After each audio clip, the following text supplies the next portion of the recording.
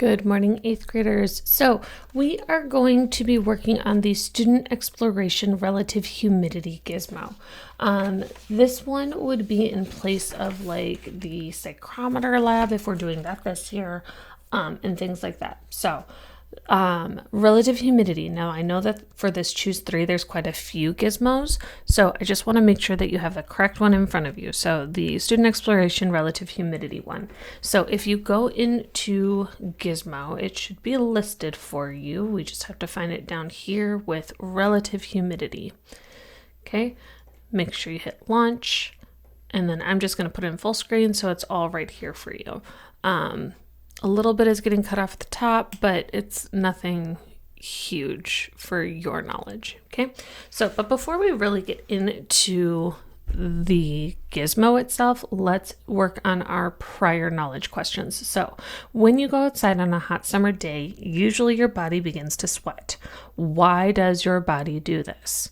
Well, we have to think if it is like stupid humid, really warm, we're coming like out to hotness from probably a cooled AC'd building and things like that. So why do we sweat? Well, our body sweats because it's trying to cool us down. It is too warm. So body trying to cool down. Okay, so that's what's going on with that. Humidity is the amount of moisture in the air. Do you think sweating cools you down more on a dry day or on a humid day? Which one do you think? This one is all you. So you got to answer that one. On a hot day, on a dry day or on a humid day? Does your sweat cool you down more or less? So, Gizmo warm up. When sweat evaporates, heat energy is removed from our skin and our bodies cool down. But the amount of water vapor air can hold is limited. So sweat can only evaporate if the air still has the capacity to hold more water. If the humidity is high, less water can evaporate from your sweat on your skin. The amount of water vapor in the air compared to the maximum amount air can hold is known as relative humidity.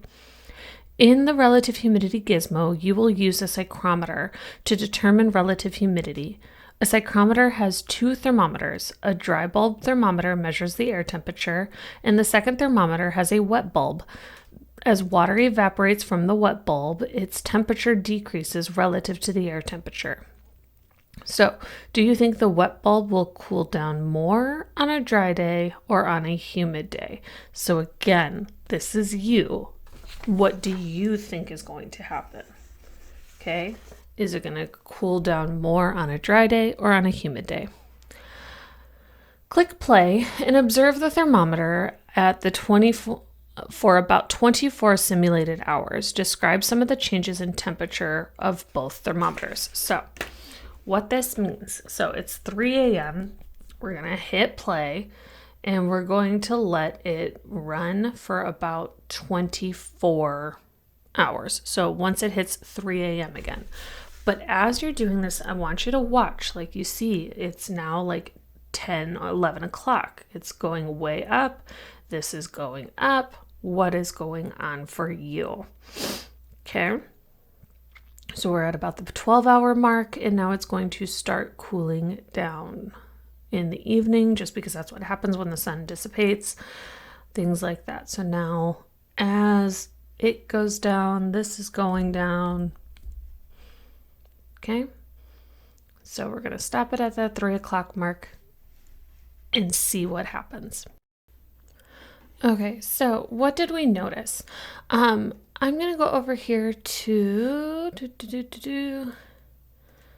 So right now it's at 52% relative humidity, which means that it can still hold about 48% more water. If we want to show air temperature, I think this is really cool. Dew point, and then the bucket of water. Totally like whatever. Okay, I'm going to now replay it. So I'm going to start it over, starting from scratch. And then I want you to kind of watch what this table does. Okay. So our relative humidity is going down, which means it can hold more water throughout the day as we are increasing in our time, and our temperature is also increasing. Okay, so this is just about, because I'll miss it if I don't hit it right now. So this is about 12 hours from where we started. Okay, so it's almost 3 o'clock in the afternoon, one of the hottest points of the day. You can see that the unsaturated air, there's so much more gray than blue, things like that. So I'm going to continue playing. Okay, lots of movement, but we're still staying at 44% here for a bit. Okay, and then we're coming down in the evening, 45, 46. And this leads us all the way back to 3 a.m. Okay, so the question asks, observe the thermometers for the 24 simulated hours. Describe some of the changes in temperature in both thermometers. Well, both increased, both decreased. The dry bulb increased a little bit more.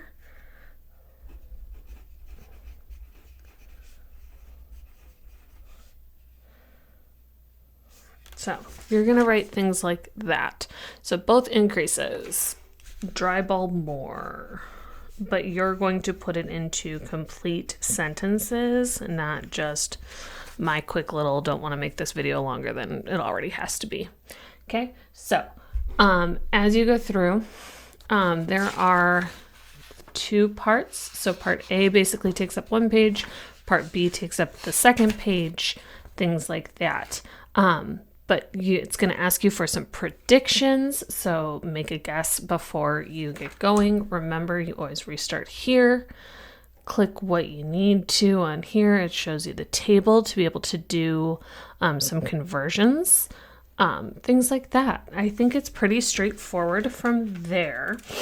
Let us know if you have any questions, and your teacher will be more than happy to help. Make sure you put your name on it, submit it online, and get it turned into the tray if necessary. If you have any questions, awesome. Let us know. Thank you.